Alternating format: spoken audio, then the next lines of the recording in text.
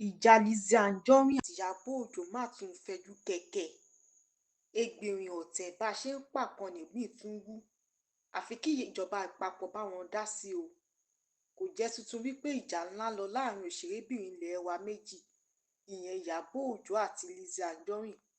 Ọ̀pọ̀lọpọ̀ ẹ̀sùn lọ́lọ́kan-ò-jọ̀kan ni Lizzy Anjorin ti fi kan Ìyábọ̀ Òjó tó sì jẹ́ pé ìpè ńláńlá ìpè rìbìtìrìbìtì ló ń gbé òun ọmọ rẹ̀ àti ọmọ rẹ̀ ṣe lójoojúmọ́. Ní báyìí o, Ìyábọ̀ Òjó ti ní kí Lizzy mú àwọn ẹ̀rí jáde látàrí bí Lizzy ṣe máa ń sọ̀rọ̀ bẹ́ni pé ó lẹ́rìí àwọn ẹ̀sùn tó fi kan Ìyábọ̀ Òjó lọ́wọ́. Ẹ gbọ́ ohun tí Ìyábọ̀ Òjó sọ. Ó lọ Dúmọ̀tà wọ́n ní transfer ò ṣe transfer nǹkan kan ò ṣe kọ́kọ́. You brought it my way.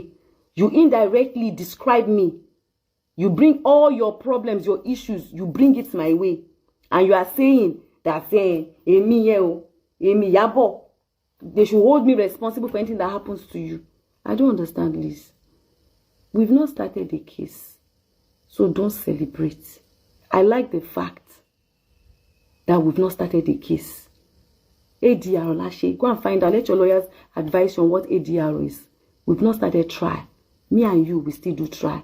All these allegations that you have, you will come with proof, with evidence. You will bring evidence. How me, my man, every other person around me. Ẹ̀yin èèyàn wa, arábìnrin tí a mọ̀ sí Ìyábọ̀ Òjó ó ti díẹ̀ Lizzy Anjorin ó ní wípé kó mú gbogbo evidence rẹ̀ jáde o wípé ó ń pẹ̀lú rẹ̀ pé káwọn mú nǹkan lẹ̀. Ẹ̀yin èèyàn wa, kí ló tún ṣẹlẹ̀? Wàhálà dé. Mohbad, you will explain every allegations that you have. You will bring it.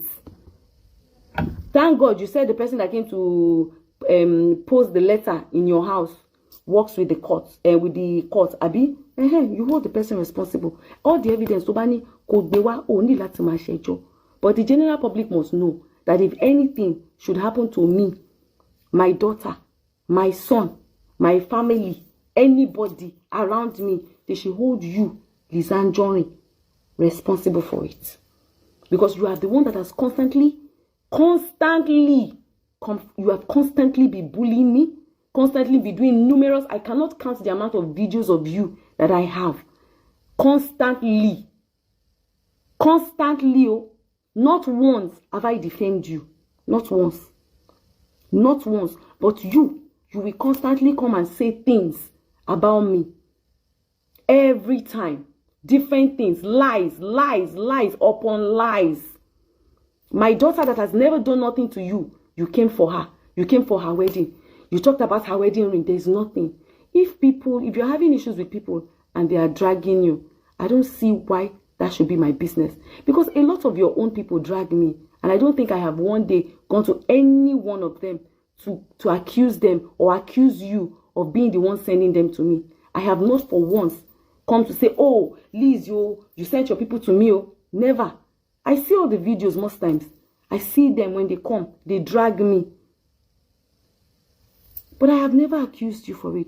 Because they are not adults. They have the right to choose who they want to drag and who they don't want to drag. It has nothing to do with me. If I feel like I'm very uncomfortable with that. Kí lẹ̀yin rí sí gbogbo ọ̀rọ̀ tó ń lọ yìí?